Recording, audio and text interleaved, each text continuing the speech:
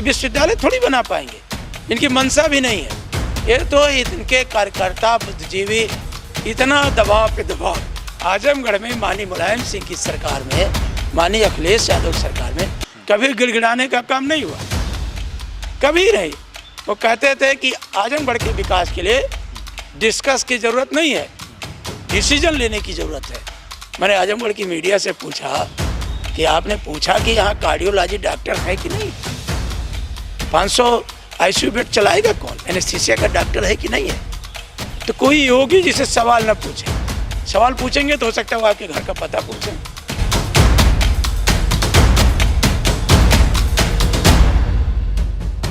विकास की एक एक ईंट पे समाजवादी पार्टी का नाम है, ये आपके समर्थक कहते हैं। तो मैं चाहता हूं कि आप बताएं, क्योंकि बार बार ये बात आती है कि हम बता नहीं पाए, अपने विकास कार्यों को गिना नहीं पाए। तो मैं चाहता हूं कि आप इस क्षेत्र का प्रतिनिधित्व करते हैं, अतरौलिया विधानसभा का 2 बार के विधायक रह चुके हैं, तीसरी बार चुनाव में हैं। तो क्षेत्र की जनता को ही नहीं, पूरे पूर्वांचल की जनता को बताइए कि आजमगढ़ में आपकी पार्टी ने क्या क्या काम किए। देखिए, हमारे पास एक बहुत बड़ी लिस्ट है और अभी आपको हम सौंप देंगे। मैं चाहता हूँ लिस्ट मंगा के आप एक बार पढ़ के सुना दें। हाँ, तो अभी हम लिस्ट को मंगाते हैं। हमारी सरकार ने आजमगढ़ को मंडल का दर्जा देने का काम किया, मंडल मुख्यालय बनाया, मंडल मुख्यालय हमारी सरकार ने बनाने का काम किया जी। और आप देखे होंगे राजकीय मेडिकल कॉलेज चकरपानपुर में हमारी सरकार ने बनाने का काम किया। अब वही हवाई पट्टी मंदुरी में बनाने का काम हमारी सरकार ने किया। माननीय मुलायम सिंह जी तब मुख्यमंत्री थे, माननीय अखिलेश यादव जी ने नवीन कलेक्ट्रेट भवन बनाया। उस तरह का भवन उत्तर प्रदेश में कहीं दिखाई नहीं देता है। और वहीं पर सठियाओं की चीनी मिल, हमारे किसानों की मांग थी कि हमारा गन्ना औने पौने दाम बिक जाता है और उसकी कोई कीमत नहीं मिल पाती है।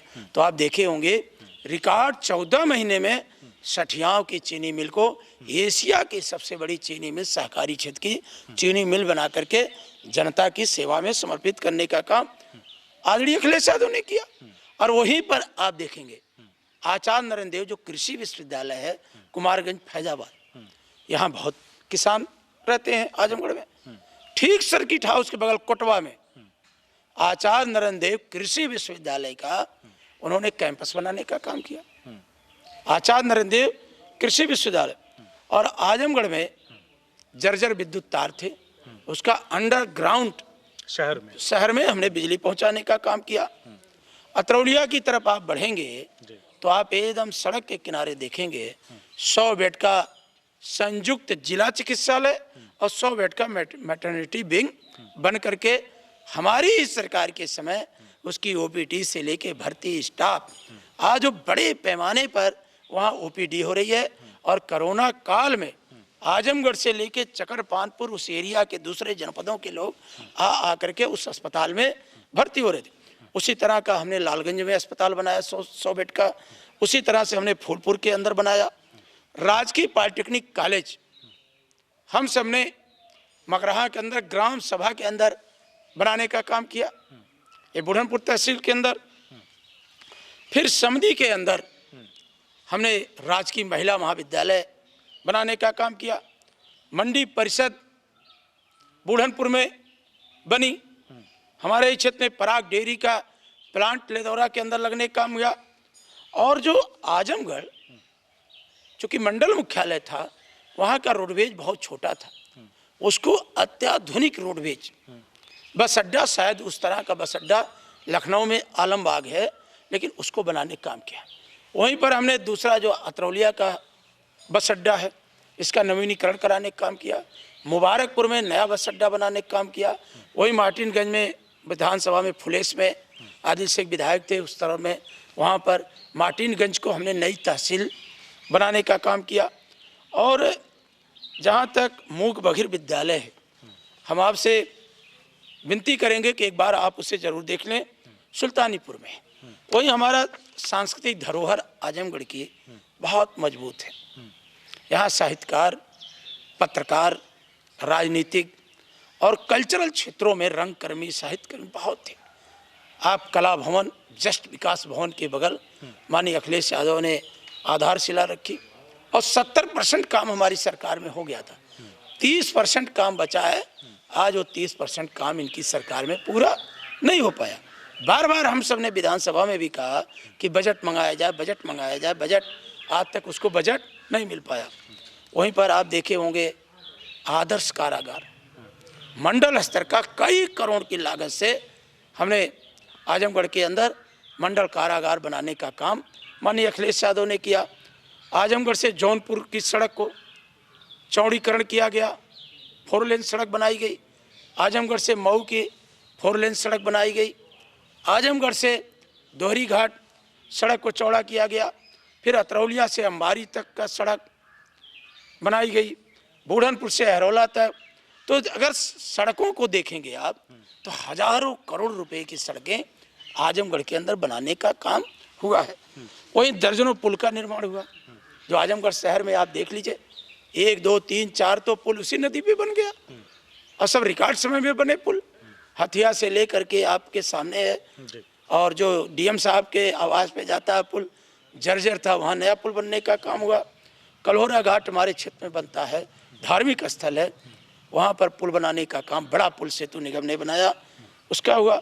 और समाजवादी पूर्वांचल एक्सप्रेस वे की आधारशिला रख करके पूर्वांचल को अखिलेश जी ने अपने एजेंडे में रखा था कि जब तक यहाँ अच्छी सड़कें नहीं होगी तब तक यहाँ इंडस्ट्री लोग नहीं आएंगे, इन्वेस्टर नहीं आएंगे। तो उन्होंने पिछड़ेपन को दूर करने के लिए गाजीपुर से लेकर के लखनऊ तक का जो एक्सप्रेस वे बनाने का काम किया, ये भी समाजवादी पार्टी की सबसे बड़ी सरकार की माननीय अखिलेश यादव जी की उपलब्धि है। वहीं आप शहर में रहते हैं, देखते होंगे महापंडित राहुल संकीर्तन के नाम पर महिला चिकित्सालय आजमगढ़ के अंदर बनाने का काम हुआ है, पूरे शहर के अंदर है वो बनाने का। महाराजगंज में आए दिन देवारा क्षेत्र में आग लगती थी। हमारे जो विधायक जी थे पहले, वसीम साहब, अब तो नफीस भाई हमारे विधायक हैं, तो उनके अनुरोध पर वहाँ फायर स्टेशन बनाने का काम हुआ। 33/11 के कई विद्युत उपकेंद्र का निर्माण हुआ। और अगर आप देखेंगे तो आजमगढ़ के अंदर पूरी लिस्ट आप लोगों ने तैयार कर ली है कि कोई पूछे तो बता दें। आजमगढ़ के अंदर जितने भी काम हैं सारे के सारे काम माननीय अखिलेश यादव जी की सरकार ने करने का काम किया है।